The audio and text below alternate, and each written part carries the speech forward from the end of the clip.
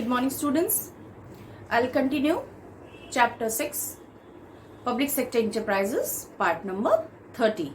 Today we will discuss about the arguments against public sector enterprises. What are the arguments? Public enterprises are opposed and criticized on the following grounds. So, argument against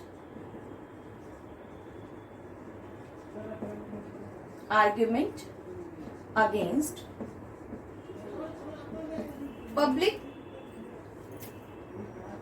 sector enterprises.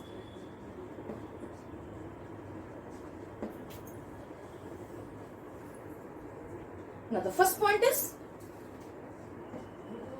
poor project planning.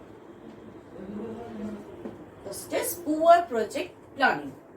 Public enterprises are often established in a hurry without any proper evaluation, because it's this public enterprises, so their objectives are generally vague. There is a lack of thorough evaluation of demand and supply, cost and benefits, technical feasibility. So poor project planning and lack of clear-cut objectives hamper their progress. Due to the poor planning of that particular project, it will just clear cut their objectives and their progress. So this is also the arguments against public sector enterprises. Second point is time and cost overruns. Time and cost overruns means that public sector projects are often not completed in time. We all know that if it is a public work, then it is not going to complete it within the time. So delays in establishment will lead to the sharp increase in the cost of construction. If there is a delay in the construction, so it will increase the cost of the construction also. So original cost estimates and investment targets are the upsets. Means it's all about just overruns. If the investment is less, then also due to the shortage of or the wastage of the time, it takes overruns. Okay, so original cost estimates and investment targets are the upset. Several public enterprises therefore suffer from overcapitalization, or we can say that the wastage of the scarce capital. So this is the time and cost overruns. Third point is heavy overhead expenses. Heavy overhead expenses.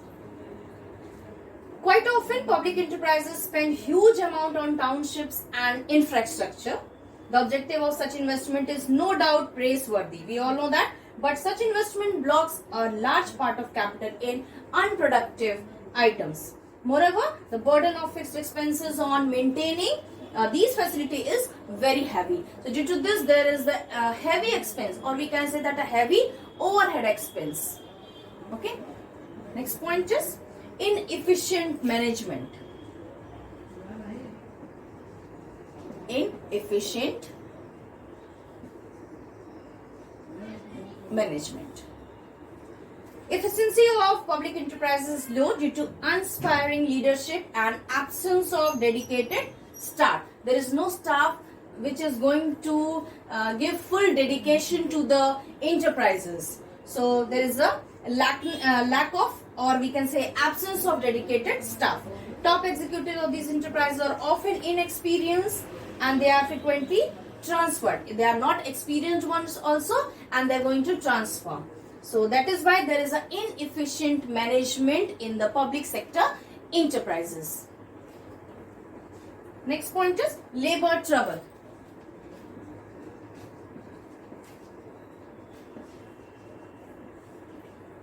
Public enterprises frequently face just like labor strikes, lockouts and other different types of labor problem.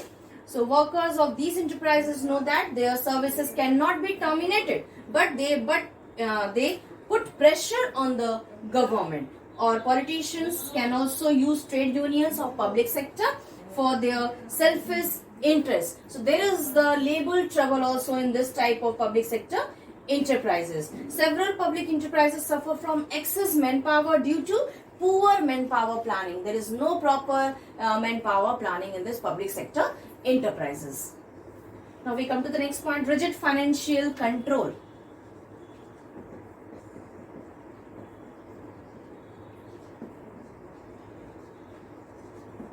Rigid financial control. The working of public sector enterprises is subject to strict control by the Comptroller or an Audit General of India and the Parliament. So there is a rigid financial control over the public sector enterprises. The management of public enterprises like to play safe and do not take initiative.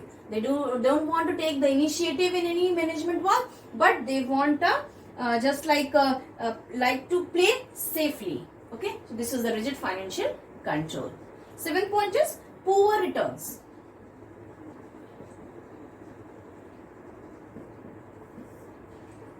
Most of the public enterprises fail to earn a reasonable profit on their investment. What they are going to invest in the business, they are not getting back the reasonable profit, and they continue to survive due to the liberal financial help from the government. So therefore, the losses are not taken it seriously in the public sector enterprises. So there is a poor return in the public sector. Next is political interference.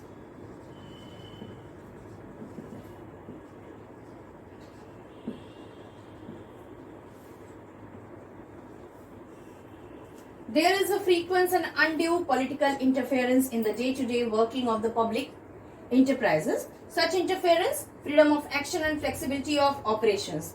Decisions are taken on political considerations and often get delayed. So it becomes very difficult to run the public sector enterprises in accordance with the rule of business principles and their practices. So there is a political interference in the public sector enterprises. This is all about the arguments which is against the public sector enterprises. Okay.